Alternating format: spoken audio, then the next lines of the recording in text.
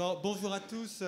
Je voudrais, alors évidemment, l'économie, je me sens un tout petit peu concerné, donc je voulais remercier Gilles Bonenfant, le président d'Eurogroupe, pour la deuxième année, de diriger cette table ronde et de soutenir les rencontres de l'avenir pour la deuxième année. C'est très important. Donc vraiment, merci Gilles d'être présent et de ta fidélité. Puis je voudrais remercier aussi tous les intervenants de cette table ronde. Dorothée Rouzet, qui est la chef économiste du Trésor, hein, c'est l'un des postes les plus importants dans notre pays en matière économique, et donc je suis absolument ravi qu'elle soit là. Bertrand Martineau, alors qui est l'un des, je crois que tu es venu les 7 fois, hein, tu es venu chaque année, qui évidemment est un ami des rencontres de l'avenir, et qui vient de sortir. Alors vous savez, la Fondation nationale pour l'innovation politique, qui est dirigée par Dominique Régnier, sort des notes sur un certain nombre de choses qui ont énormément d'impact, et Bertrand vient d'en sortir une sur le système de retraite, la capitalisation, un moyen de sortir par le haut de la crise des retraites. Donc c'est très important et tout à fait remarquable.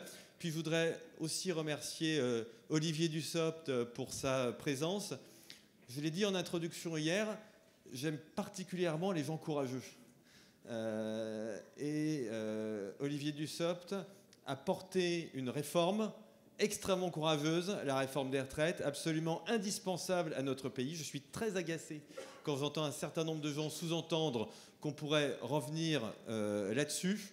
Et je ne veux pas qu'on oublie dans notre pays les quelques personnalités qui font des choses très positives dans le sens de l'intérêt général. Donc merci Olivier pour ta présence. Voilà, je laisse Gilles diriger cette table ronde.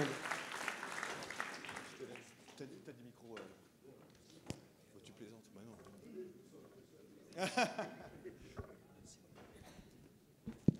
Bien, bonjour à tous. Olivier, Monsieur le ministre, Dorothée et Bertrand. Alors,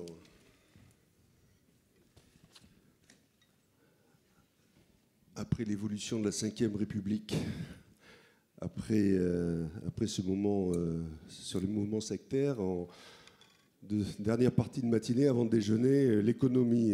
Est-ce que l'économie française est prête au défi de demain ? On va commencer, pardon, j'ai failli oublier, tu m'as demandé de lancer, par une vidéo de Marc Ferracci, notre ministre des Industries, qui n'a pas pu se déplacer aujourd'hui et qui nous fait le plaisir et l'amitié de lancer cette table ronde. On y va, Nicolas ? Bonjour à tous. Je suis heureux de m'associer à vous à l'occasion des rencontres de l'avenir. Ces rencontres, organisées à Saint-Raphaël, rassemblent un large public d'experts et de citoyens, tous désireux de mieux comprendre les grands enjeux d'aujourd'hui et de demain. Je ne pouvais malheureusement pas être à vos côtés aujourd'hui, mais je tenais à saluer l'esprit d'exigence et de confiance qui inspire ces rencontres. Je remercie Nicolas Bouzou pour son invitation à prononcer ces quelques mots en ouverture de la table ronde sur l'avenir de l'économie française. Une table ronde en présence d'acteurs et d'experts de premier plan, parmi lesquels mon collègue et ami Olivier Dussopt, que je salue. Comment préparer l'économie française aux défis de demain ? Le gouvernement s'est donné un cap clair, celui d'une France forte, prospère, indépendante, celui d'une économie décarbonée et d'un modèle social pérenne. L'industrie se situe à la croisée de tous ces enjeux, que l'on peut résumer en 3 mots : prospérité, souveraineté et cohésion. L'industrie en France, c'est 270 000 entreprises et plus de 3 millions d'emplois. C'est aussi 70% de nos exportations. Notre pays dispose d'atouts considérables dans ce domaine. Un tissu industriel diversifié, de l'agroalimentaire à l'automobile, en passant par le luxe et l'aéronautique, la maîtrise de certaines technologies de pointe, telles que le spatial ou le nucléaire, et plusieurs champions nationaux enracinés dans nos territoires, à Toulouse, à Sochaux ou encore à Cherbourg. Mon combat, c'est de soutenir notre industrie, nos entreprises, nos salariés. Pourquoi ? Parce que l'industrie, c'est de la prospérité, c'est-à-dire des emplois et des revenus qui irriguent nos villes et nos territoires. Parce que l'industrie, c'est aussi de la souveraineté, c'est-à-dire la maîtrise de notre destin en tant que Français et en tant qu'Européens. Parce que l'industrie, c'est enfin ce qui relie les gens dans des centaines de territoires en France. C'est de la cohésion, un style de vie, de la solidarité, des valeurs. L'industrie, c'est aussi la clé d'un avenir partagé. Tout simplement parce que la transition écologique est une formidable opportunité d'innovation et de reconquête pour nos entreprises. Avec France 2030 et les aides à la décarbonation, nous allons créer des centaines d'entreprises et des dizaines de milliers d'emplois dans les prochaines années, partout en France. Nous avons déjà des start-up et des PME à fort potentiel dans les énergies vertes, comme Vercor ou Jimmy Energy. La réindustrialisation verte rendra nos vies meilleures. L'air sera plus respirable, nos villes seront plus belles et nos enfants seront en meilleure santé. Cette révolution donnera des opportunités de travailler à tous et des opportunités de travailler partout. Préparer l'avenir, c'est aussi ouvrir les yeux, en Européens, sur la réalité de la compétition internationale. Face à nous, la Chine, avec une stratégie explicite de montée en gamme et des surcapacités de production dans des secteurs clés, comme le marché automobile ou l'acier. Face à nous, les États-Unis, avec une stratégie de protection commerciale en faveur des nouvelles industries vertes et des financements publics massifs et très rapides. Le rapport de Mario Draghi est lucide sur le défi existentiel qui se pose à la compétitivité européenne. C'est en Européens que nous devons investir dans la transition énergétique. C'est en Européens que nous devons agir pour soutenir et abriter nos filières en transition, comme l'hydrogène vert. C'est en Européens, enfin, que nous devons bâtir une véritable stratégie industrielle, pleinement coordonnée avec notre politique de la concurrence et avec notre politique commerciale. Dans quel objectif ? Faire émerger les champions européens de l'industrie. Par exemple, un Airbus de la batterie pour faire face aux géants chinois BYD. L'industrie est en première ligne pour préparer l'avenir. Et mon engagement, c'est que l'on se battra et que l'on se battra jusqu'au bout, sur chaque dossier, pour chaque emploi. Mon discours est fini. Votre combat à vous commence. C'est le combat des idées, des propositions et des solutions. L'avenir se prépare aujourd'hui et nous avons besoin de chacune et de chacun de vous. Alors, merci pour votre engagement et bonne table ronde.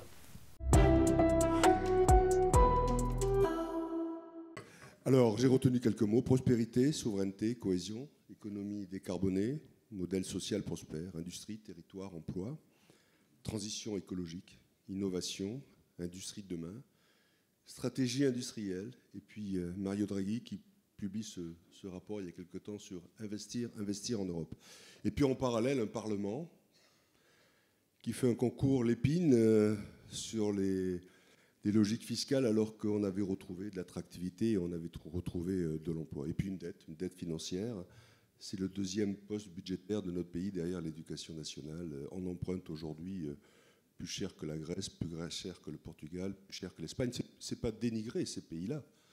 C'est relater que ces pays-là, en quelques années, ont su faire des réformes. On y reviendra puisqu'on parlera d'emploi, mais au même moment où certains se posent des questions de diminuer et passer à 32 heures, on entend encore ça.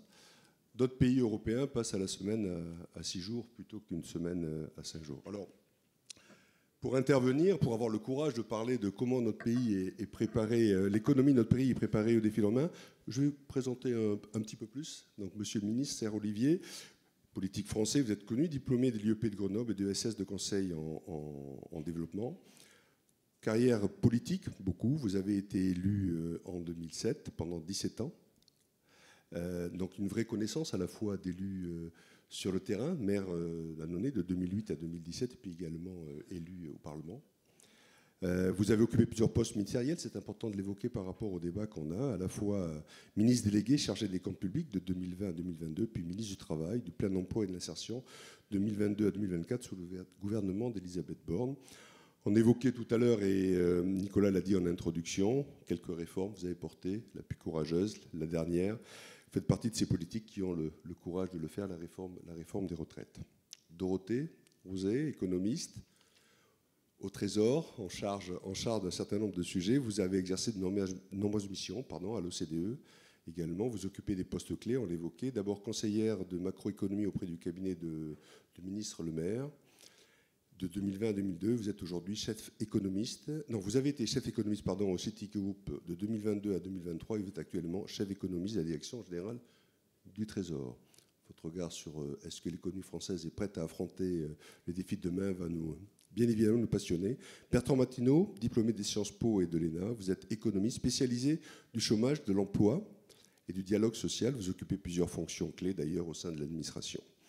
De 2007 à 2008, vous êtes conseiller social à la présidence de la République, puis délégué général à l'emploi et à la formation professionnelle de 2008 à 2012. Plusieurs postes par la suite. En 2014, je tiens à le souligner, vous avez reçu le prix Turgot pour votre courage chômage, inverser la courbe. Alors, avant de rentrer dans le cœur de la table ronde que nous avons évoquée, il s'est passé quelque chose d'intéressant il y a quelques jours. C'est l'élection du président Trump. Cette fois, on sait, il est élu. Et on nous annonce un mur de protectionnisme, un choc. On est le 9 novembre 2024. Là, je ne vous apprends rien, si ce n'est qu'il y a 35 ans, jour pour jour, tombait le mur de Berlin. Et au même moment, on s'attend à voir un mur de protectionnisme qui arrive devant nous. Alors, commencez par vous, Dorothée. Est-ce que la France est prête, la France et l'Europe est prête à affronter ce mur qu'on nous annonce? Alors peut-être la première chose à dire, c'est que on nous annonce, certes, au moins dans les intentions de Trump, une augmentation du protectionnisme sans précédent, mais c'est la suite d'un mouvement qui n'est pas nouveau. C'est-à-dire les États-Unis, ou le mouvement des États-Unis qui se referme, ça a commencé bien avant, notamment lors du premier mandat de Trump, mais ça n'a pas vraiment été démenti par Biden, notamment dans l'affrontement entre les États-Unis et la Chine sur le plan économique. Donc ensuite, là, on passe, si Trump fait ce qu'il a dit, on passe à une autre dimension, puisqu'il veut relever les droits de douane alors sur les importations de Chine de 60% ou 100%, c'est-à-dire concrètement doubler le prix de ce qui rentre aux États-Unis, et sur les autres pays, donc nous compris, de 10 à 20%, ce qui serait quand même un choc énorme pour nos exportateurs par rapport à ce qui existe aujourd'hui. Alors, si on part du principe qu'il va faire ce qu'il a dit, est-ce que nous sommes prêts? Alors, les risques pour nos entreprises, ils sont un peu de deux ordres. Il y a le risque d'être directement effectivement pris pour cible, donc d'avoir ces 10 à 20% supplémentaires, parce que l'Europe a un excédent commercial par rapport aux États-Unis, et ça pour Trump c'est un irritant majeur. Alors c'est pas un excédent français principalement, mais le commerce c'est d'abord au niveau européen que ça se joue. Et puis il y a aussi le risque un peu d'être pris dans les feux de l'affrontement entre les États-Unis et la Chine, c'est-à-dire que si les États-Unis se ferment à la Chine, les excédents chinois, les excédents de capacité chinois vont plutôt essayer de se déverser sur le marché européen. Donc on peut avoir certains secteurs déstabilisés par ça, ou on peut être pris dans le feu de mesures extraterritoriales. Typiquement, il y a déjà en cours, qui viennent de l'administration Biden, des mesures qui interdisent d'exporter des produits qui contiennent certains composants critiques américains vers la Chine. Mais ça concerne aussi une entreprise européenne qui utiliserait des composants américains, du coup, est contrainte. Donc ce genre de renforcement de mesures, évidemment, c'est un risque. Après, l'Europe est-elle prête? Je dirais là aussi, il y a un peu de niveau. Il y a sur le plan de la politique commerciale pure, sommes-nous prêts à répondre entre guillemets, à rentrer dans une guerre commerciale en cherchant le bon équilibre pour justement que ce ne soit pas une guerre commerciale, mais pour répondre de manière proportionnée. Les outils existent, notamment parce que la prise en compte du fait que les autres pays ne jouent pas nécessairement selon les règles dans le commerce mondial et que l'Europe doit avoir au moins à sa disposition les outils pour répondre de manière proportionnée.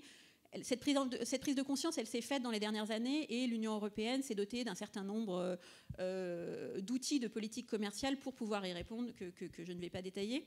La question va être davantage, sommes-nous prêts à avoir la volonté de nous en servir? Et là, ça va être une vraie question plutôt de cohésion européenne. Les différents États membres ont des intérêts un peu différents. Les États-Unis comme la Chine vont plutôt chercher à appuyer sur les dissensions entre nous. Donc ça va plutôt être un test de cohésion.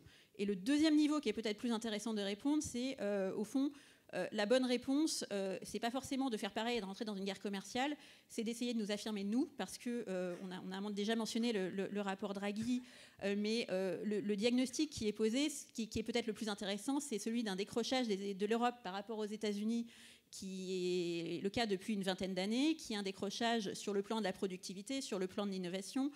On pourra en reparler. Et donc les réponses sont peut-être davantage d'essayer de faire en sorte de booster, nous, notre propre compétitivité, notre propre productivité, notre propre innovation, pour être maître de notre dessein. Merci. Olivier, votre réaction? Merci beaucoup et bonjour à toutes et à tous. C'est une réaction très complémentaire, en tout cas très partagée avec ce que vient de dire Dorothée Rousseau à l'instant. L'élection de Trump et le programme qu'il annonce, les mesures protectionnistes qu'il a annoncées à voix très puissante, très haute pendant toute la campagne, sonne comme un rappel et une forme d'alarme, avec justement cette seule question qui vaille à mes yeux. Est-ce que l'Europe aujourd'hui est prête à utiliser les outils dont elle s'est dotée? Est-ce qu'elle est prête à doter même budgétairement les outils qui parfois sont un peu des coquilles vides d'un point de vue budgétaire, dont elle sait elle-même attribuer la possibilité, mais qu'elle ne met pas en œuvre? Et donc tout ce qui a été dit sur le rapport Draghi notamment est évidemment pertinent, et c'est désormais aux puissances européennes et aux États européens de savoir être suffisamment cohérents pour les mettre en œuvre et pousser le plus loin possible ces politiques de compétitivité, de reconquête de souveraineté industrielle. Je le dis dans un contexte que Gilles a rappelé tout à l'heure, un contexte de débat budgétaire qui fait l'inverse, ou avec une Assemblée nationale qui fait l'inverse de ce qui va dans ce sens-là. La course à l'impôt, le vote par l'Assemblée, et heureusement, ou pas d'ailleurs, parce que ça jette le discrédit sur les institutions, le caractère assez vain de ces débats et assez inutile finalement dans leur débouché de ces débats parlementaires qui consistent à voter des dizaines de milliards d'euros d'impôts supplémentaires à un moment où on a besoin de renforcer notre capacité à offrir, à produire et à se défendre, ça envoie des messages totalement contre-intuitifs et assez désolants de mon point de vue sur la prise en compte, la prise de conscience des parlementaires français et de la France en général. Deux remarques peut-être seulement pour compléter. Nous avons cette alarme et le discours de Trump sonne comme une alarme, mais ce qui est très vrai, c'est que le protectionnisme américain ne commence pas avec l'élection de Donald Trump. Il avait commencé avant, Biden ne l'a pas remis en cause, et c'est Biden qui a pris, pour faire face à l'inflation, l'Inflation Reduction Act, qui, sous couvert d'une lutte contre l'inflation, est en réalité une politique de protectionnisme et de dumping vis-à-vis des industries européennes et des industries non américaines, absolument scandaleuse quand on les compare avec les règles habituelles du commerce mondial. Et c'est un gouvernement démocrate, en tout cas un exécutif démocrate, qui a pris ce type de mesures. Et il y a fort à parier que Trump ne reviendra pas sur ce sujet-là. Et puis la deuxième remarque, non pas pour être optimiste, mais peut-être pour considérer que c'est une alarme pour faire plutôt qu'une alarme nouvelle pour réagir, c'est que Trump se caractérise aussi souvent par une forme de pragmatisme. Et s'il prend en considération les premières études qui sortent sur les ressorts du vote, qui lui ont permis d'être élu cette fois-ci aussi largement, le premier ressort dans les toutes premières études, donc il faut voir si tout cela est consolidé, c'est la question du pouvoir d'achat. Et c'est sur la question du pouvoir d'achat qu'il semblerait que l'électorat de Trump se soit cristallisé. Augmenter les droits de douane de 60 ou 100%, c'est quand même prendre un risque énorme en matière de niveau de prix sur les importations ou sur le fait que les alternatives soient des productions américaines plus chères que ce qui rentre notamment de Chine. Et donc est-ce que Trump ira au bout de cette logique cette fois-ci, dans la mesure où augmenter autant les droits de douane serait contraire au ressort du vote populaire en sa faveur autour du pouvoir d'achat? Bertrand, une réaction? Oui, alors bonjour. Moi, je m'intéresse surtout au sujet emploi et la question que je vois, c'est quel va être l'impact de la politique Trump sur l'attractivité du site américain. Est-ce qu'on ne souligne pas assez que dans son programme, il y a des baisses d'impôts massives, notamment sur les impôts sur les sociétés, et qu'est-ce que ça va avoir comme effet sur l'attractivité? Est-ce qu'on ne va pas voir une accélération de l'émigration des talents vers les États-Unis? Et ça me paraît, dans un univers où le capital et même parfois le travail, en tout cas le travail très qualifié et mobile, c'est une inconnue. Il va falloir regarder ça de très très près, à mon avis. Bien, on s'échappe de Trump, on revient sur notre continent. Plusieurs leviers d'action de compétitivité, puisque parler d'économie française face aux défis de demain, c'est parler de compétitivité, industrialisation, souveraineté, technologie, intelligence artificielle, économie verte. J'ai la conviction qu'on parle souvent de réindustrialisation et un peu trop de réindustrialisation au sens refaire les industries d'avant et pas assez des industries dans une logique d'industrie de rattrapage et pas assez d'industrie d'innovation. Et on a souvent ce débat, je trouve, en France, entre notre propre besoin industriel sur notre hexagone et la nécessité d'avoir une industrie européenne. Dorothée, comment adresser simultanément cette question de réindustrialisation et quelle est la bonne part de notre autonomie industrielle, notre capacité à alimenter nos territoires, à prolonger cette employabilité qui nous est nécessaire, et puis la barre à trouver avec une souveraineté européenne pour affronter ces deux mastodontes finalement que sont les États-Unis d'un côté et la Chine de l'autre.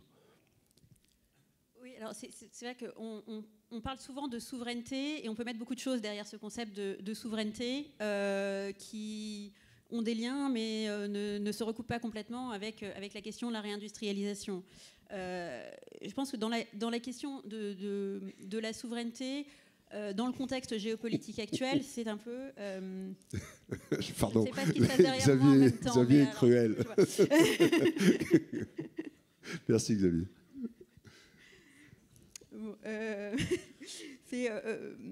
Alors du coup, j'ai perdu. Pardon, Dorothée, mais Xavier est terrible.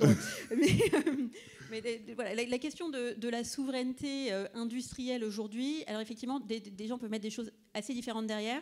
Je pense que la mauvaise interprétation, c'est celle de vouloir recréer les vieilles industries ou les industries à faible valeur ajoutée qui sont parties de France ou du continent européen, qui ne reviendront pas pour des questions de coûts, et on peut y perdre beaucoup d'argent public si on essaye.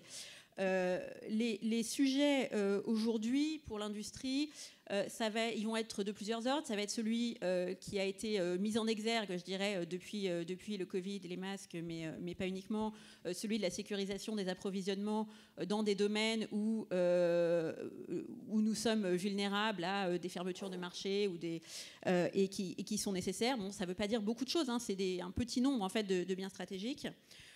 Ça va être la décarbonation de la production et d'essayer de construire un leadership dans les industries vertes qui font partie des industries d'avenir, qui sont des industries globalement à haute valeur ajoutée, qui vont se développer, où l'Europe et la France ne sont pas mal positionnées pour un certain nombre d'entre elles. Alors on parle beaucoup des véhicules électriques, évidemment ce n'est pas forcément notre fort, mais sur d'autres aspects comme l'hydrogène ou comme un certain nombre d'autres industries vertes, nous sommes mieux positionnés en termes de brevets, en termes de capacité d'innovation, en termes de talent aussi. En France, on a cet atout supplémentaire d'avoir une électricité décarbonée qui nous permet aussi de nous positionner. Donc ça, c'est évidemment important. Et puis de renforcer cette innovation, puisque on le disait, donc on a un gap de productivité croissant entre l'Europe et les États-Unis.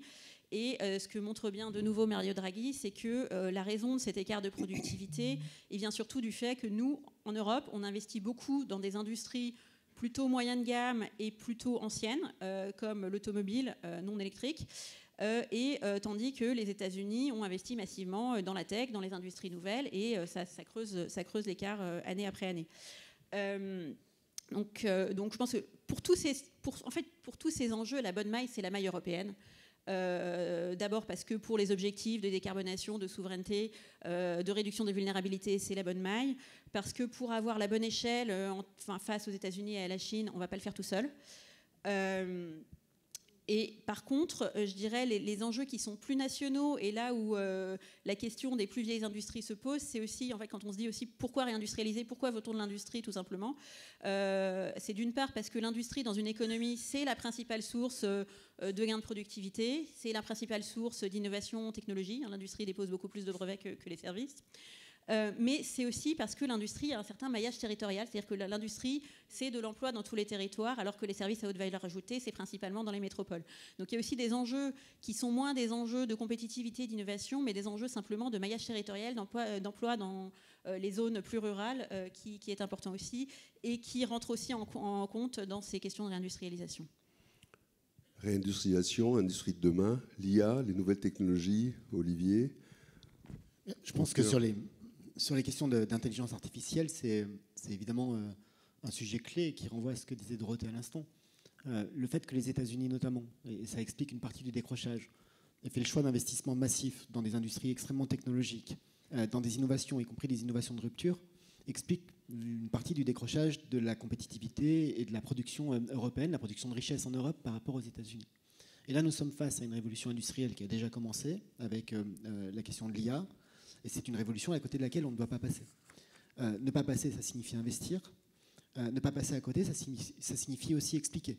Parce que comme toute forme de révolution technologique ou de révolution industrielle, le premier réflexe, c'est un réflexe de crainte. Et quand on regarde l'histoire depuis la première révolution industrielle, à chaque fois que de nouvelles technologies sont apparues, à chaque fois que le mode de production a été totalement bouleversé et transformé, le premier résultat, la première réaction a été une réaction de crainte, et c'est par exemple le fameux mouvement ludiste en Grande-Bretagne, avec un bris des machines, par peur finalement que la machine remplace l'homme, vienne se substituer à l'homme et prenne le travail à l'homme plutôt qu'il en améliore les conditions. Donc je pense qu'il faut qu'on continue à expliquer et rappeler aussi qu'à chaque fois qu'il y a eu révolution technologique et révolution industrielle, la conséquence finale, le bilan global, a été une conséquence positive avec des créations d'emplois, avec une capacité à augmenter la productivité et donc une capacité de développement. Donc ça passe par l'explication. Pour expliquer comment est-ce qu'on fait, il faut observer, il faut partager. Il y a de multiples lieux d'observation de l'IA, bien évidemment, mais la puissance publique s'est aussi saisie de ce sujet-là. Et à titre d'illustration, le ministère du Travail porte avec l'INRIA, l'Institut national de recherche sur l'IA, un lieu à Paris qui s'appelle Laboria, mais ça c'est juste simplement pour l'acronyme, qui vise à la fois à accompagner le développement d'un certain nombre de process en matière d'IA au profit de l'administration publique, c'est une bonne chose, qui vise surtout à permettre de dispenser des formations, et des formations en IA, ça passe aussi par le fait de ne pas oublier aux simples formations en numérique, parce qu'avant de vouloir former des salariés, de former une population à l'IA, il faut aussi veiller à ce que les premiers maniements, les premiers rudiments du numérique et de la culture numérique soient acquis. Donc n'oublions pas ces étapes initiales. Et puis c'est un lieu aussi qui accueille des entreprises en développement. Mais au-delà de ce que cette association, cette structure fait, il y a un intérêt à regarder aussi ce qu'ils observent dans les entreprises qui se sont saisies du sujet de l'intelligence artificielle. Et on l'évoquait à quelques-uns, mais ce qui est très frappant, c'est le fait que dans les entreprises où l'IA n'est pas implantée, si tant est qu'il y ait un moment où on dit un avant et un après IA, les choses se font de manière beaucoup plus progressive, mais dans les entreprises qui considèrent que l'IA n'est pas implantée, ceux qui craignent l'IA et qui pensent que l'IA va amener à leur licenciement sont extrêmement inquiets. Et puis vous avez une part des salariés qui considèrent que le système, l'IA, va permettre de faire le boulot à leur place et que la vie sera beaucoup plus belle après, qu'ils garderont leur boulot mais avec beaucoup moins d'activité. Et ce qui est très frappant, c'est qu'une fois que l'IA est implantée et qu'un premier bilan est fait, ceux qui avaient des craintes sont beaucoup plus rassurés et ceux qui espéraient que l'IA travaillait à leur place sont un peu déçus. Et qu'il y a une forme de convergence des sentiments pour considérer que ça améliore la productivité et l'organisation, mais qu'on continue à travailler et à l'inverse, qu'on n'est pas licencié par l'IA. Je termine par un point parce que ce qui est observé à l'échelle d'une entreprise doit être aussi prévu à une échelle plus globale. Il y a un excellent travail qui a été rendu il y a quelques mois par Philippe Aguillon notamment, mais entouré d'une commission qui a travaillé de manière assez interministérielle autour des conséquences de l'intelligence artificielle. Et ce qui ressort de cette étude et de ce rapport, au-delà parfois de la difficulté à quantifier les choses, tant en termes de création que de destruction d'emplois, sont des choses assez simples mais qui méritent là aussi d'être rappelées. L'intelligence artificielle va évidemment remettre en cause un certain nombre d'emplois dans la mesure où les systèmes de données seront plus performants que l'être humain, et c'est souvent le cas quand il y a une révolution industrielle. Mais cette même révolution va aussi créer beaucoup d'emplois. Et généralement, il y a plus d'emplois créés que d'emplois supprimés. Par contre, l'enjeu, c'est qu'ils sont rarement créés là où les emplois supprimés sont situés aujourd'hui.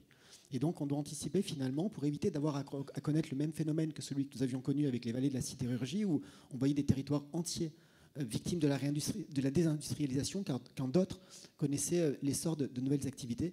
Et ça passe par de la formation, ça passe par de l'accompagnement, et ça passe par des politiques de mobilité ainsi que des politiques de compétitivité.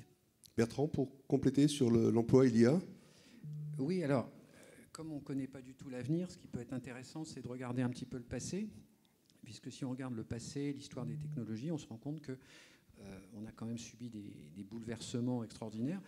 Il n'est pas sûr, en fait, on n'en sait rien du tout, que si l'IA aura des conséquences économiques, sociales, organisation du travail, etc., plus importante que l'électrification de l'économie au début du XXe siècle. En fait, on n'en sait rien.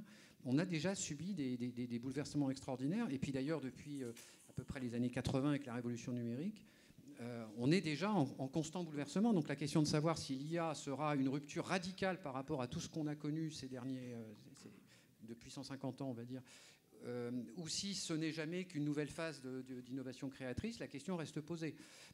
Bon, il est possible qu'on soit dans un scénario 2001, l'Odyssée de l'espace, l'IA prend contrôle de la société, de nos cerveaux, etc. Mais là, on n'est plus dans l'économie, il faut plutôt demander à des auteurs de science-fiction, mais c'est possible que ça existe, mais là, on est dans un scénario, c'est pas à nous qu'il faut demander là, à ce moment-là. Si on est dans un scénario où on est sur des bouleversements très importants qu'il ne faut surtout pas sous-estimer, mais qui s'inscrivent dans une lignée de bouleversements extraordinaire des 150 dernières années.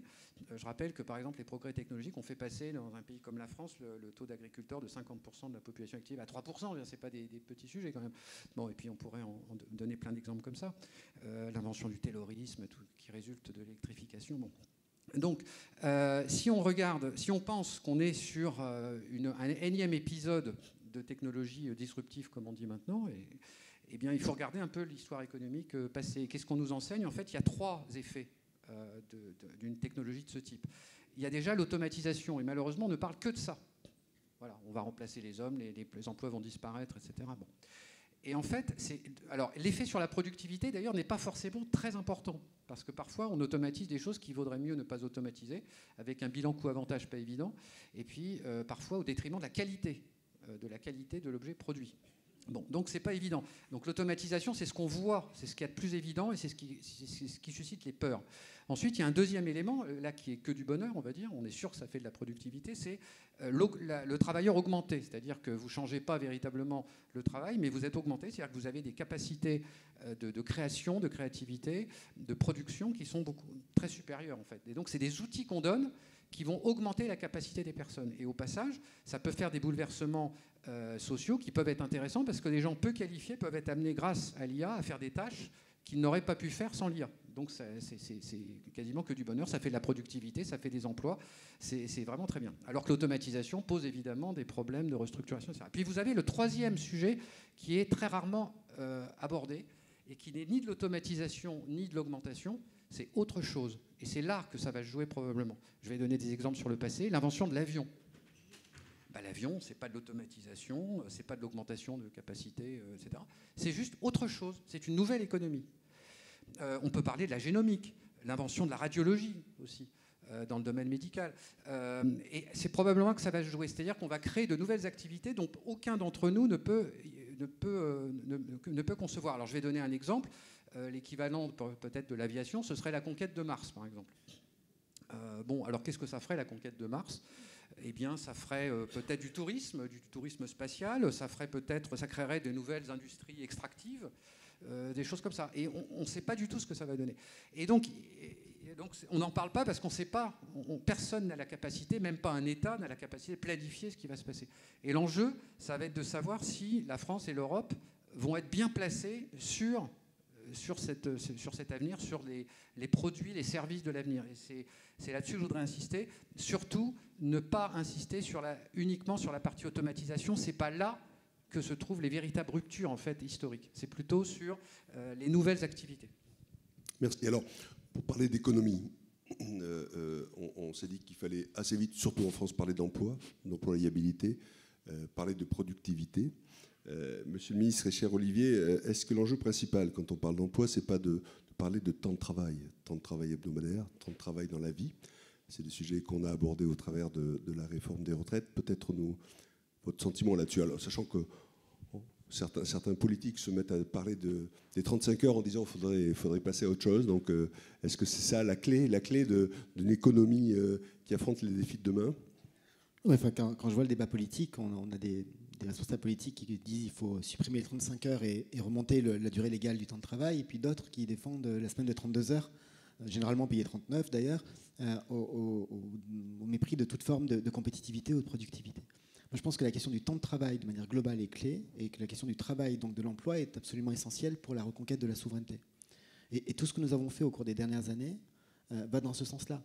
La réforme des retraites, c'est une réforme d'équilibre des comptes publics, et c'est majeur, moi je l'assume très bien, parce que s'il n'y a pas d'équilibre, il n'y a pas de pérennité, mais c'est aussi une réforme qui va permettre d'augmenter le taux d'emploi, parce qu'on sait que mécaniquement, il y a ce qu'on appelle un effet d'horizon, et lorsque vous décalez l'âge de départ d'ouverture des droits et de départ à la retraite, vous avez une augmentation du taux d'emploi des seniors. La réforme de 2010, le passage de 60 à 62 ans, c'est plus 10 points de taux d'emploi des seniors.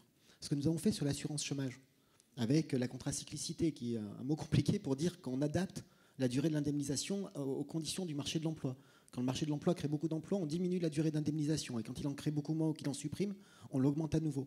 C'est aussi un encouragement au maintien dans l'emploi. Et on a assorti ces mesures d'autres mesures. Par exemple, considérer qu'un abandon de poste est équivalent, aux yeux de l'UNEDIC désormais, à une démission pour éviter qu'il y ait des abandons de poste en nombre, comme on avait pu le constater en 2022 et en 2023. Ce que l'on a fait par ailleurs sur la réforme visant à transformer Pôle emploi en France Travail et à modifier l'accompagnement des allocataires du RSA ou des demandeurs d'emploi de longue durée avec des activités d'insertion et de formation, c'est aussi du maintien et du retour dans l'emploi.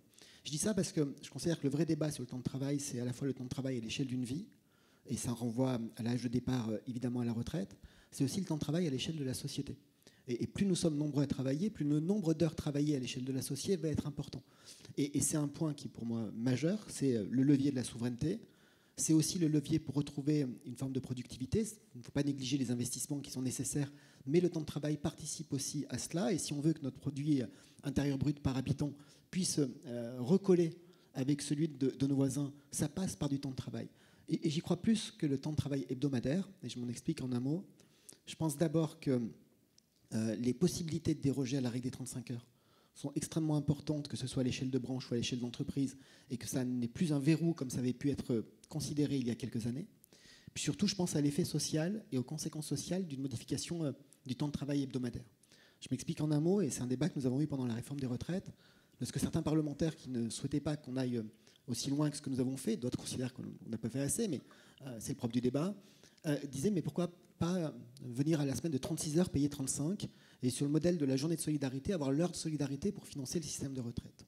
Et je m'étais opposé à cela, parce que d'abord ça ne rapportait pas assez, pour commencer, mais au-delà du rendement financier, qu'est-ce que cela aurait eu comme conséquence ? Cela aurait pénalisé financièrement et en termes de pouvoir d'achat ceux qui font des heures supplémentaires. Et qui fait des heures supplémentaires dans notre pays ?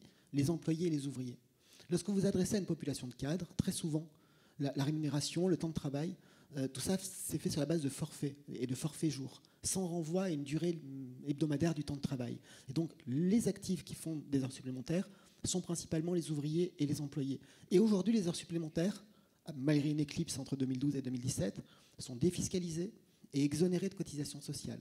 Ça signifie que si vous dites que le temps de travail légal passe de 35 à 37 heures, les ouvriers et les employés qui travaillent 38, 39 heures, 40 heures par semaine vont continuer à travailler le même temps, mais les 2 heures entre 35 et 37 seront moins payées et assujetties à l'impôt. Ça signifie qu'on pénalise ceux qui bossent déjà plus que les autres. Et donc, jouons sur les dérogations, renvoyons, et surtout n'inventons pas de nouvelles règles au débat d'entreprise, et posons-nous la question du temps de travail à l'échelle de la société. Je termine, pardon, je suis trop long, mais pourquoi j'ai cette obsession de la comparaison du produit intérieur brut par habitant entre le nôtre et celui de nos voisins ? Parce que je pense que c'est là qu'on a une explication et une solution à beaucoup de nos problèmes. Je dis sous le contrôle de la chef économiste du Trésor, donc je fais très attention. Mais le PIB par habitant en Allemagne est 17% supérieur au PIB par habitant en France. Et quand on compare avec le Danemark, et jusqu'à preuve du contraire, personne ne m'a expliqué que le Danemark est un îlot de servitude, on est à plus de 30% d'écart entre le PIB par habitant danois et le PIB français. Restons sur l'Allemagne, nos voisins les plus proches et peut-être les plus comparables. 17% de PIB en plus par tête, c'est 17% de PIB en plus au niveau national. Ça signifie 490 milliards, vu le montant du PIB aujourd'hui, de PIB supplémentaire. Si on a le même taux de prélèvement obligatoire avec nos 45% de prélèvement obligatoire, on est autour de 210-220 milliards de recettes à se partager entre les administrations locales, l'État, la sécurité sociale. Voilà, si on se dit que le déficit à 6%, ce qui est évidemment trop, c'est entre 180 et 190 milliards d'euros aujourd'hui, on trouve là, évidemment, avec du temps et avec des réformes de l'investissement, on trouve par le travail une solution et une clé pour le redressement des comptes publics.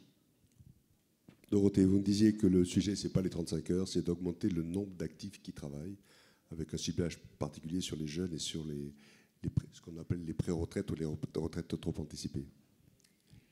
Oui, mais je pense que bon, ça va être très, très complémentaire de ce qu'a dit Olivier Dussopt. Tout à fait d'accord qu'un des leviers pour, je dirais, la prospérité collective, c'est la quantité de travail dans l'économie. La question, c'est comment on définit cette quantité de travail. C'est-à-dire que, quelque part, et par rapport à ce qu'on a dit, c'est presque plus facile d'aller chercher plus de travail que d'aller chercher plus d'innovation et le leadership en productivité. Donc, à moyen terme, c'est un levier utile. Après, reprenons, puisqu'on aime toujours se comparer à l'Allemagne, donc reprenons la comparaison à l'Allemagne. Oui, une partie de notre écart de PIB par habitant, c'est la quantité de travail. Ensuite, on dit on travaille moins que l'Allemagne. Mais quand on regarde, par exemple, le temps de travail moyen, on voit pas, pour les gens qui travaillent, on ne voit pas vraiment de différence. Un peu plus de 37 heures en France, un peu plus de 37 heures en Allemagne. Quand on regarde combien d'heures travaillent les salariés à temps complet dans l'année, les Allemands travaillent plus. Pourquoi ? Parce qu'ils ont globalement moins de jours de congé, un peu moins d'arrêt maladie. Donc là on dit ah bah oui, vous voyez bien, les Allemands travaillent plus. Sauf que quand on regarde tous les salariés, y compris ceux qui sont à temps partiel, c'est le contraire. Les Français travaillent plus parce qu'il y a beaucoup plus d'Allemands qui travaillent à temps partiel. Et quand on regarde le taux d'emploi, c'est-à-dire dans une classe d'âge, donc combien de personnes ont un emploi sur toute la population en âge de travailler, en France on est à 69%. Et c'est le plus haut depuis qu'on le mesure. L'INSEE commence à mesurer ça en 1975. On n'a jamais été aussi haut. Sur les dernières années, ça a augmenté de 3 points. Donc on est sur la bonne voie. Mais l'Allemagne est à 77%. Mais où se situe cet écart ? C'est sur les jeunes. Là, on a 15 points d'écart. Et sur les personnes de plus de 55 à 64 ans, là aussi, on avait un peu plus de 15 points d'écart. Donc tout ça, mis bout à bout, nous dit un peu où aller chercher les vraies marges d'augmentation du temps de travail pris dans sa globalité. C'est essayer de faire en sorte d'avoir plus de personnes en emploi, notamment, je dirais, au debout de la carrière, Du côté des jeunes, et ça a déjà commencé à beaucoup augmenter avec l'apprentissage, mais il y a encore plus à faire, et je pense qu'on reparlera de l'apprentissage. Du côté des personnes de plus de 55 ans, à la fois avec l'allongement des carrières, la réforme des retraites y participe, et aussi avec le fait d'inciter les personnes de plus de 55 ans à rester en emploi ou à reprendre un emploi, et les entreprises à les garder. Et puis, je lisais tout à l'heure, on travaille moins en France à temps partiel qu'en Allemagne, mais on travaille quand même beaucoup à temps partiel. C'est, je crois, un peu moins d'un 1/5 des salariés, je ne veux pas dire de bêtises. Et parmi les gens qui sont à temps partiel, beaucoup des femmes, il y en a 40% qui sont dans ce qu'on appelle le temps partiel subi, c'est-à-dire qui disent « moi je suis à temps partiel, je voudrais bien travailler plus, mais on ne m'offre pas plus d'heures ». Et il y en a un autre 40% qui sont quasi exclusivement des femmes, qui sont à temps partiel pour des motifs familiaux. Alors il y en a qui sont probablement pour qui c'est un choix, il y en a d'autres pour qui c'est parce qu'elles n'ont pas trouvé de garde d'enfants. Donc là aussi, on a des leviers pour essayer de réduire ce temps partiel de gens qui voudraient bien travailler à temps complet mais qui n'y arrivent pas, en plus d'essayer de faire que davantage de personnes puissent travailler au debout de la distribution. Et ça me semble beaucoup plus prometteur que de dire passons de 35 à 37 heures. Ça a déjà été dit, il y a déjà beaucoup de dérogations pour les entreprises qui en ont besoin ou les branches qui en ont besoin. Et par ailleurs, les salariés qui perdraient sont plutôt déjà des gens qui bossent déjà plus que la durée légale du travail et qui n'ont pas non plus un pouvoir d'achat forcément énorme. Merci Bertrand. En complément peut-être, parce que vous, dans l'échange qu'on avait eu préalable, vous disiez le sujet, c'est pas les 35 heures, le sujet, c'est donner la liberté aux employeurs pour faire travailler leurs collaborateurs qui le veulent plus. Peut-être, alors que Olivier disait, et Dorothée à l'instant, que les dispositifs sont plus larges que ce qu'il était. Il y a plus d'espace. Juste quelques compléments. D'abord, je vais rappeler pourquoi on se pose la question du temps de travail en ce moment de manière aussi frappante sur le plan politique. C'est parce qu'on est dans un mouvement de long terme de ralentissement, voire parfois de diminution selon les années, de la productivité horaire. C'est-à-dire qu'on est passé d'une période des années 60-70 où on faisait 2,5-3% de productivité horaire par an, ce qui permettait de faire à la fois plus de rémunération et plus de loisirs. Et en gros, sur très longue période, on a un tiers, 2 tiers. C'est-à-dire que 2 tiers des gains de productivité horaire, c'était plus de rémunération, et 1 tiers, c'était en baisse de temps de travail. Maintenant, on est à peu près à 0,5% de croissance de la productivité. Et donc, vous avez à la fois un problème de pouvoir d'achat et un problème la diminution du temps de travail n'est plus possible. Donc déjà, il faut arrêter de diminuer le temps de travail. Une fois qu'on a dit ça, je partage tout ce qui a été dit. La question, c'est la quantité de travail des gens qui sont en âge de travailler, conventionnellement entre 15 et 64 ans pour les comparaisons internationales. Il est évident que s'il y a une petite partie de la population qui travaille 60 heures par semaine et une immense partie de la population qui ne travaille pas, vous n'avez évidemment pas résolu le problème. Il faut répartir mieux le travail. Donc, alors maintenant, sur les comparaisons internationales, elles sont très, très, très difficiles et je ne vais pas rentrer dans les détails parce que ça a déjà été... Ça dépend si vous regardez uniquement les salariés, si vous mettez les travailleurs indépendants, si vous prenez les temps partiels ou pas. Je prends l'exemple des Pays-Bas. Bon, les Pays-Bas, à temps complet, travaillent un petit peu plus que nous, d'après des statistiques plus ou moins fiables. En revanche, ils ont un peu plus de 40% de personnes à temps partiel. Donc on peut assurer... avec une assez grande certitude, on peut assurer que globalement, les Néerlandais qui travaillent plutôt moins que nous. En revanche, ils ont 20 points de plus de salariés de 60 à 64 ans qui travaillent. Et en fait, la question, je crois qu'il faut arrêter. Alors c'est vrai qu'il y a des études très intéressantes. Il y en a une par Rexecode qui explique que les salariés allemands à temps complet travaillent quasiment 3 semaines de plus du fait de moindres congés et moins d'absentéisme. Donc tout ça est très intéressant, il faut réfléchir. Mais globalement, le décrochage de temps de travail, il n'est pas entre pays européens, il est entre l'Europe et les États-Unis. Là, on a des études très claires. Et encore une fois, ce n'est pas des choses très faciles, que effectivement les Américains travaillent plus que nous, tout simplement parce qu'ils n'ont pas connu la baisse du temps de travail. Juste pour conclure sur ce qu'il faut faire et ce qu'il ne faut pas faire, ce qu'il ne faut pas faire, c'est évidemment diminuer autoritairement le temps de travail. Il ne faut pas non plus augmenter autoritairement le temps de travail, ce serait une catastrophe. Il faut de la souplesse, de la flexibilité et en particulier, surtout, ne pas désinciter à l'augmentation du temps de travail. Je rappelle que notre système fiscal et social aujourd'hui, il désincite globalement au temps de travail. Parce que Olivier Dussopt a rappelé que pour les heures supplémentaires, il y a une défiscalisation effectivement pour les salariés, mais il ne faut pas oublier que celui qui décide des heures supplémentaires, c'est quand même l'employeur. Or, l'employeur n'a pas d'intérêt fiscal et social, il est même désincité à faire du temps de travail supplémentaire, ne serait-ce que pour les allègements de charges, qui sont dégressives en fonction de la rémunération. Et donc, quand vous faites une 36e heure à vos salariés, eh bien, vous avez les allègements de charges qui baissent sur les 35 premières heures également. Et donc, vous avez un problème. Il y a aussi le problème de la prime d'activité qui décroît pour les salariés au fur et à mesure que vous travaillez davantage. Donc, le système, la question n'est pas d'augmenter à marche forcée le temps de travail, c'est simplement de faire en sorte que le système fiscal et social ne soit pas des incitatifs, ce serait déjà pas mal. Oui, puis faire travailler plus de monde. Alors, chômage à 7 et quelques. On a l'impression qu'on n'a pas un plancher. On a un plancher en béton. C'est pas un plafond de verre, c'est un plancher en béton. On se dit en France, si on atteint 5%, c'est bien. Alors que les autres pays autour de nous sont entre 2 et 3%. Un peu rapidement, Olivier, parce que le temps est compté, on a un plancher de béton à 5%. En fait, ce qu'on a remarqué, ce qu'on a vu, c'est qu'à 7% de chômage, c'est le chiffre que l'on connaissait deuxième semestre 2022, 7,1%. On avait des tensions de recrutement et des difficultés de recrutement qui étaient assez comparables à ce que l'Allemagne connaissait entre 3 et 4%. Ce qui renvoie aussi à la nature ou à la composition du chômage et au profil des demandeurs d'emploi inscrits. Et ouais, ma conviction, c'est que si on veut déjà atteindre les 5%, c'est une première étape. C'est certainement plus difficile d'atteindre les 5 que d'atteindre les 7 quand on part de 9, parce qu'on ne parle pas des mêmes personnes.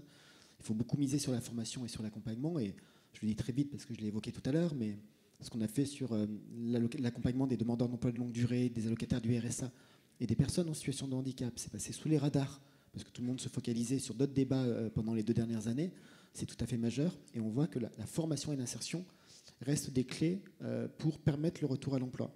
Je prends juste 2 chiffres pour l'illustrer.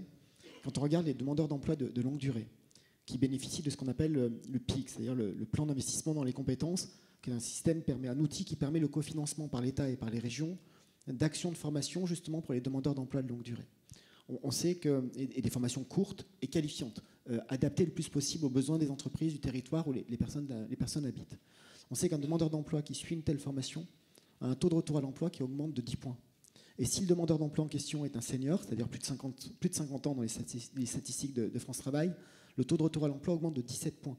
Donc on a vraiment cette clé-là qu'il faut pouvoir actionner. Ça nécessite des moyens, ça nécessite parfois aussi d'adapter la cible. J'ai par exemple, ces formations étaient réservées aux demandeurs d'emploi de longue durée avec une formation initiale inférieure au bac. J'ai fait en sorte dans le renouvellement qui est intervenu début 2024 ou 2023, j'ai peur de dire une bêtise, de l'ouvrir aux demandeurs d'emploi de longue durée avec une formation inférieure à bac plus 2. Parce que ça permet aussi de rattraper des personnes qui ont eu le bac il y a 30 ou 40 ans et dont les compétences aujourd'hui, malheureusement, ne correspondent plus au marché du travail. Ça permet aussi d'accompagner des jeunes qui, après un problème d'orientation, ont malheureusement échoué en première ou en deuxième année de fac, qui ont un bac, mais qui n'étaient pas éligibles à ce type de formation. Avant de donner à celle, je souhaite qu'on aborde rapidement l'alternance, parce que c'est un débat qui est revenu là. Pierre Gattaz, on parlait hier des alternants, et on revient autour de ce coût, de ces 17 milliards. Peut-être, Dorothée, un commentaire sur l'alternance, et est-ce qu'il faut continuer? Est-ce qu'il faut la réorienter? Est-ce que c'est un vrai levier? Je pense, et Olivier Dussopt ne me contredira pas, que pour le coup, ça a été un vrai succès des dernières années.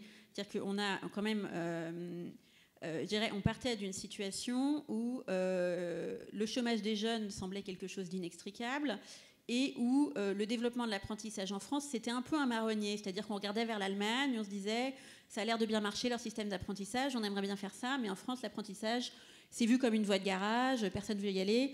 Et en quelques années, à la fois sur le développement de l'apprentissage lui-même et sur la perception, on a fait beaucoup de chemin.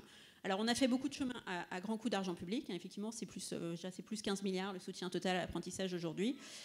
C'est beaucoup d'argent, mais ça a permis qu'on soit passé de 300, 350 000 entrées en apprentissage au milieu des années 2010 à 800, 900 000 aujourd'hui par an. Et ça a permis pour moi d'avoir peut-être des bénéfices qui sont un peu moins tangibles, un peu plus... Alors, je suis économiste, on aime bien quantifier, mais il y a des choses qui sont difficiles à quantifier, notamment l'effet signal. C'est-à-dire le fait que l'apprentissage s'étant développé un peu à tous les niveaux, y compris beaucoup au niveau de l'enseignement supérieur. C'est sans doute là qu'on a le moins de bénéfices en termes d'entrée dans l'emploi, mais où on a aussi des bénéfices en termes d'image. C'est-à-dire qu'on voit que l'apprentissage, ça peut être pour tout le monde.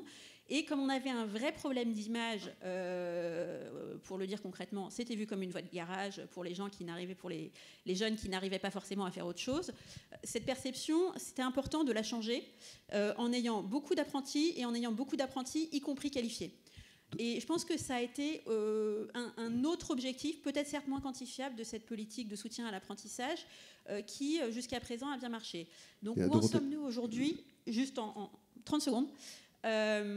Donc on a une politique qui a permis d'augmenter l'emploi des jeunes, j'en parlais tout à l'heure, de manière assez significative, qui permet une insertion ensuite dans un emploi durable pour les jeunes qui ont été en apprentissage plus facile, nettement plus facile, et qui a changé cette image. Après, ça coûte très cher, donc aujourd'hui se pose plutôt la question de, je dirais, réduire un peu les aides sur les niveaux où elles sont les plus efficaces en termes d'entrée dans l'emploi, mais je pense que c'était peut-être important d'avoir ce gros push, je dirais, les premières années pour changer l'image. Bertrand, un défi en 2 minutes, un peu, parce que vous avez une vision un peu différente, et je trouve que c'est intéressant de vous écouter sur le volet plutôt reconversion professionnelle. Sur l'ensemble alternant, c'est-à-dire apprentissage, contrat de pro, la hausse au niveau CAP et Bac Pro est très très faible, quasiment nulle en fait. Bon.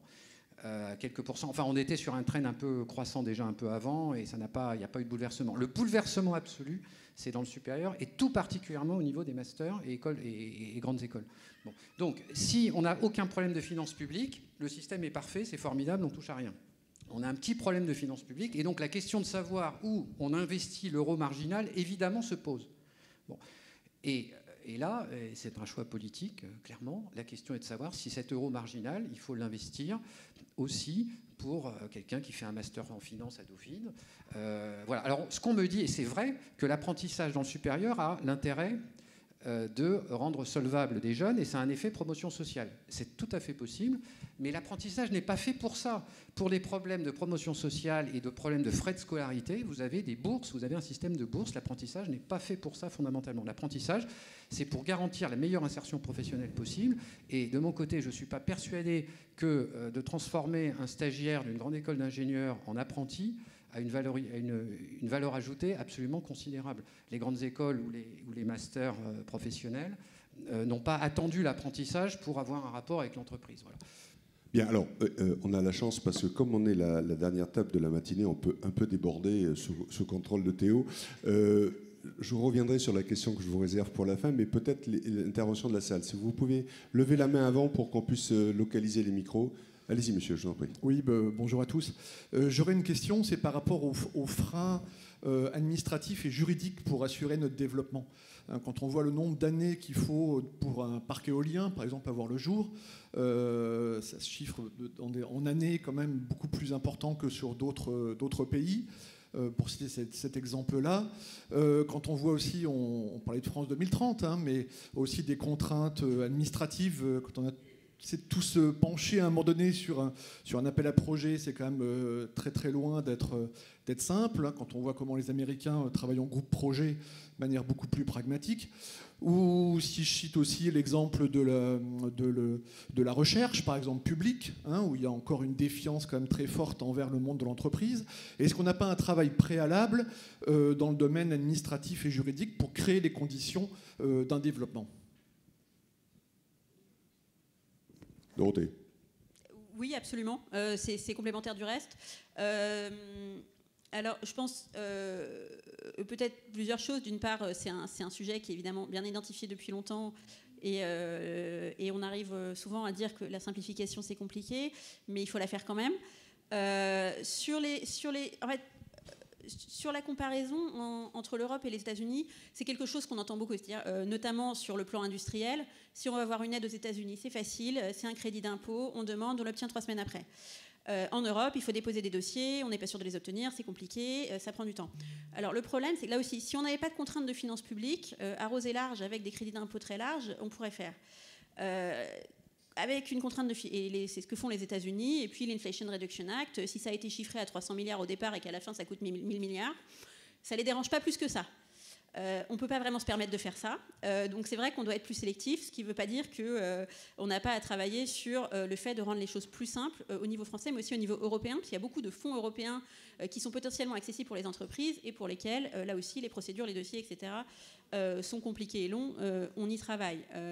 Il y a eu par exemple l'année dernière une loi sur l'industrie verte qui pour les sites industriels se donne l'objectif de diviser par 2 les délais d'implantation, par exemple avec des choses aussi bêtes que de dire quand vous devez faire plusieurs procédures, au lieu de les faire l'une après l'autre, peut-être qu'on peut les examiner tout en même temps. Comme ça, si chacune dure 2 mois, à la fin, ça fait 2 mois en tout et pas 6 mois ou 8 mois. Donc des choses toutes simples comme ça, je dirais c'est un peu un travail continu qui se passe aussi avec les acteurs, avec les entreprises, avec les filières pour voir où sont les problèmes et comment les résoudre. Mais c'est un peu un serpent de mer. La simplification administrative, c'est quand même un peu un serpent de mer. Gouvernement après gouvernement, on lance ces réformes. Alors, vous aviez des questions, monsieur ? Après, je vous passerai la parole et je te passerai la parole. Merci pour cette approche micro au niveau du marché du travail. Sur un plan macro, par contre, moi, je ne suis pas du tout d'accord avec vous. Si on regarde un petit peu le secteur primaire, le secteur secondaire, n'ont cessé de diminuer durant ces dernières années. On va afficher une balance commerciale pratiquement de 200 milliards, donc un déficit à la fin de cette année. J'ai écouté l'autre jour, il y a 35 000 entreprises PME qui viennent de fermer. Comment vous voyez l'économie, on va dire, à moyen terme ? Je pense que le constat que vous faites sur le poids du secteur primaire et du secteur secondaire, il est juste. Et c'est ce qui explique d'ailleurs que depuis maintenant une dizaine d'années, il y a une volonté de retrouver de la compétitivité et de retrouver une capacité à se réindustrialiser. Je dis une dizaine d'années parce que le tournant pour aller vers une politique de l'offre, je le dis devant Pierre Gattaz, c'est 2013 avec la création du CICE à la suite d'un premier rapport qui avait été rendu et d'une inflexion de la politique menée par François Hollande à ce moment-là. Le CICE a été pérennisé, nous sommes allés plus loin avec la baisse de l'IS, au passage, ça serait bien de ne pas y revenir, plus loin aussi avec les premières vagues de baisse de la CVAE. Pourquoi est-ce que nous faisons cela ? Justement pour retrouver cette attractivité et reconquérir des activités, j'allais dire des parts de marché, mais c'est le cas en matière d'industrie et de réindustrialisation. Il y a des difficultés qui sont peut-être conjoncturelles et on espère qu'elles passent rapidement avec des défaillances que vous avez évoquées, avec les conséquences de l'inflation. Et en plus, nous sommes dans une semaine d'actualité marquée aussi par des plans sociaux, soit dans le secteur de la distribution, soit dans le secteur de l'industrie. Mais quand on regarde le bilan des années précédentes, ce qui est rassurant, et ce qui va, je pense, dans le sens que vous souhaitez, c'est d'abord que nous affichons un bilan avec, je parle avant 2024, plus d'usines qui s'installent que d'usines qui partent ou qui ferment, ce qui est la première fois depuis très longtemps, et c'est tant mieux. Et puis, un autre aspect qui est rassurant et qui, là aussi, contribue à préparer l'avenir, c'est le fait pour la 4e ou 5e année consécutive, nous soyons le premier pays en Europe de destination des investissements étrangers. C'est une bonne chose, au-delà des événements très médiatiques et très utiles, comme Tous France, le fait d'être le premier pays destinataire d'investissement permet aussi de reconquérir. Gilles l'a dit tout à l'heure, j'ai été maire d'Annonay pendant longtemps en Ardèche. À Annonay, on fabrique des bus, des autobus de la marque Iveco. Et j'appelle tous les élus à privilégier ceux qui sont fabriqués en France plutôt qu'en Allemagne ou ailleurs. S'il n'y avait pas cette politique de réindustrialisation, je peux vous assurer que le site végéterait, voire serait fermé. Aujourd'hui, ils recrutent 500 personnes. Avec un challenge, ils sont 1200. Mais avec un challenge, c'est de trouver 500 personnes. Et ça, je peux vous assurer que c'est encore plus difficile que de produire des bus. Monsieur. Bonjour madame, bonjour monsieur, merci pour cette conférence. J'avais une question par rapport à l'intelligence artificielle. On parlait de décrochage par rapport aux États-Unis. On a souvent l'impression, mine de rien, qu'on n'a pas la main face aux mégatech comme OpenAI ou Meta. Quelle régulation on peut mettre en place pour faire en sorte de ne pas être en retard à la fois, mais aussi de ne pas s'engager dans des projets parfois transhumanistes qui sont à l'encontre de nos valeurs? Où est-ce qu'on régule? Comment on trouve la juste mesure? Et comment on s'impose en tant que puissance européenne, en tant que puissance française? Voilà, merci. C'est pour moi. Alors, je vais rester sur les aspects économiques. Je pense que déjà, il faut peut-être éviter d'avoir le réflexe un peu trop européen de justement dire on va développer l'IA en la régulant. Et c'est par la régulation qu'on va y arriver. Je pense que la régulation pour les aspects éthiques, de données personnelles, oui. Ensuite, je dirais, il faut trouver le bon équilibre justement pour avoir une régulation qui n'empêche pas l'innovation en Europe. Et c'est un peu aussi ce que pousse la France auprès de la Commission sur ce sujet. Et ensuite, peut-être cibler nos ambitions. Soyons réalistes, en France, on n'aura pas les concurrents de Google. Les GAFAM ne sont pas français.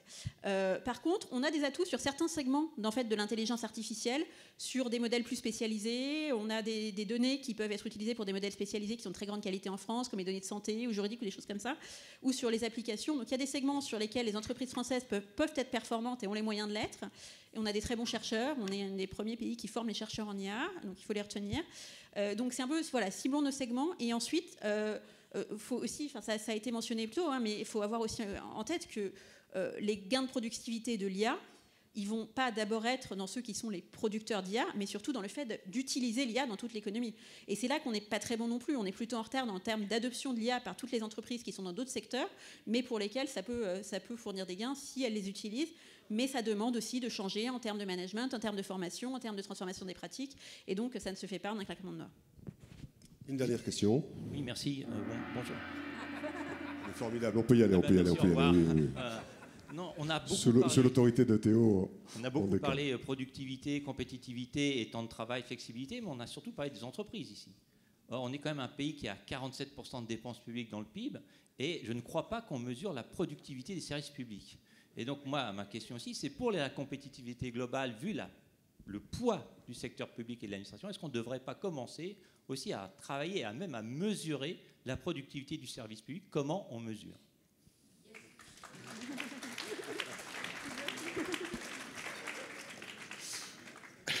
Nos regards se sont tournés vers toi, Olivier. Je ne sais pas pourquoi. Mais il se trouve que pendant un peu plus de 3 ans, j'ai eu en charge au gouvernement la fonction publique de 2017 à 2020.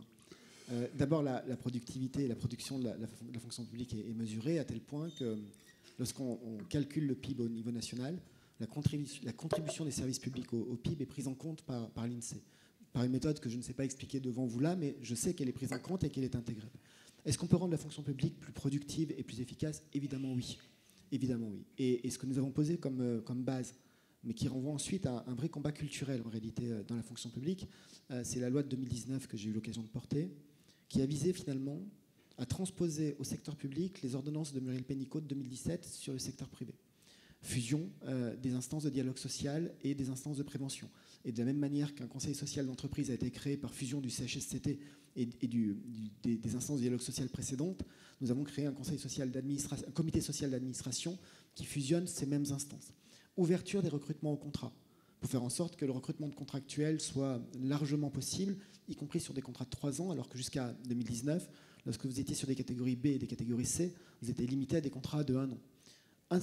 Instauration et rendre possible, je dis rendre possible parce que ça renvoie au combat culturel, l'individualisation de la rémunération par la prise en compte de la performance. Création de la rupture conventionnelle dans le secteur public, qui n'existait pas. Et dans le même temps, je le dis parce que souvent quand on parle de fonction publique, les débats sont un peu univoques, la convergence publique-privée en matière de fonction publique, c'est aussi des créations de droits. Si je vous dis qu'avant 2019, les employeurs publics ne payaient pas de primes de précarité pour les contrats courts et que les primes de précarité payées par les employeurs privés pour les CDD jusqu'à 18 mois n'existaient pas dans le public, je l'ai créé pour les contrats de moins d'1 an. Pourquoi 1 an? Parce que dans la fonction publique, c'est 1 an ou 3 ans qu'il n'y a pas de contrat de 18 mois. Si je vous dis que depuis 2012 ou 2013 aussi, je crois, les employeurs privés sont obligés de participer à au moins 50% au financement de la protection sociale complémentaire de leurs salariés et que les employeurs publics ne se l'imposaient pas et que nous l'avons aussi mis dans la loi de 2019 parce que c'est une question d'équité, ça peut parfois surprendre. Donc la convergence, elle va dans les deux sens. Et nous avons posé ces jalons-là. Là où il y a un enjeu culturel, c'est comment est-ce que les administrations se saisissent de ces nouveautés, tant sur le fonctionnement que sur les habitudes de travail. Je prends un autre exemple, mais dans une autre loi qu'on appelle la loi pour une société de confiance sur le droit à l'erreur et sur la médiation, ça signifie aussi expliquer, par exemple, à l'administration fiscale dont j'ai eu la charge, à des personnes qui ont été formées pour contrôler et pour sanctionner, et qui, professionnellement, ont contrôlé et sanctionné pendant 20 ans ou 25 ans, que désormais, le cœur de leur métier, c'est de conseiller et de prévenir. Ça ne se fait pas du jour au lendemain. Et ça passe aussi par un accompagnement et une formation qui soit la plus forte possible. Et puis après, il faut peut-être franchir une nouvelle étape. Et je pense que parmi ces étapes, notamment si on veut rendre possible une réforme de l'administration et possible une meilleure maîtrise des effectifs en matière d'administration, il faut aller vers plus de responsabilité des managers. Aujourd'hui, quand vous êtes directeur départemental du travail, quand vous êtes directeur départemental des finances publiques, vous gérez vos agents et donc vos effectifs avec un tableau d'emploi et un schéma d'emploi qui vous dit que vous avez droit à X emplois et que parmi ces X emplois, il va y avoir Y catégorie A, X catégorie B et W catégorie C.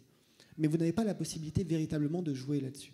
Moi, je considère, je m'étais opposé à la direction du budget à cette époque-là, je me tourne vers Dorothée parce qu'elle est du Trésor, donc ça n'est pas elle, mais je considère qu'on devrait aller vers une gestion des emplois de la fonction publique qui soit une gestion budgétaire plutôt qu'une gestion par emploi. Et dire à nos cadres, à nos chefs de service de l'État, qu'ils ont un budget de X milliers d'euros pour les emplois à l'échelle d'une année et qu'en fonction des départs, évidemment, à la retraite et des mutations, quand ils ont de la marge, ils choisissent s'ils ont besoin de plus de catégorie A ou de plus de catégorie B. Et le fait de responsabiliser en renvoyant un budget plutôt qu'un tableau d'emploi qui est extrêmement rigide et sur lesquels ils n'ont pas la main, je pense que c'est une clé. Et j'ajoute une dernière chose pour essayer de vous convaincre. Quand on dit suppression de 50 000 emplois dans la fonction publique d'État, c'est budgétairement, c'est 1,5-1,6% de la masse salariale. Je pense que si on dit on va supprimer 50 000 postes, même s'il ne s'agit que de non-remplacement de départ à la retraite, tout le monde s'inquiète de voir sa tête rouler. Quand on dit qu'en 5 ans, il faut trouver moyen de baisser la masse salariale de 1,5%, c'est quand même légèrement moins anxiogène que d'imaginer que 50 000 emplois vont disparaître du jour au lendemain. Alors, Nicolas, c'est les rencontres de l'avenir. Nicolas nous donne... Et donc, en un mot, si vous aviez une mesure pour mieux préparer l'économie française aux défis de demain, Bertrand, ça serait quelle mesure ? Introduire un pilier capitalisation dans le système de retraite, ça aurait à la fois des impacts économiques très forts et ce serait, d'un point de vue de l'équité intergénérationnelle, une excellente mesure. Le problème, c'est que c'est difficile à faire techniquement. Dorothée. Alors, moi, je parlerai de ceux qui affronteront les défis de demain, donc d'un domaine dont on n'a pas parlé, qui est l'éducation. Et j'utiliserai ma baguette magique, notamment pour que les petits Français soient mieux formés à un domaine qui va être clé et où on est moins bon que les autres. Les soft skills, ça se traduit mal, c'est-à-dire la confiance en sa capacité à apprendre, l'esprit critique, l'esprit d'initiative, la capacité à travailler en groupe, etc., sur lesquels on est quand même beaucoup moins bon que beaucoup d'autres pays. Olivier ? Comme il n'y a ni contrainte budgétaire ni contrainte technique, c'est pratique. C'est la règle. J'ai l'impression d'être dans l'opposition, c'est fantastique. Non, c'est un compte professionnel, personnel et universel pour que tous les salariés puissent gérer leur temps de travail à l'échelle de leur vie, leur accès à la formation, l'accès à la reconversion. On l'a tous rêvé, on l'a tous essayé. On sait que c'est hyper compliqué techniquement, mais ça serait vraiment bien. Mesdames, Messieurs, je propose de les applaudir. Bertrand, Dorothée, Olivier, merci.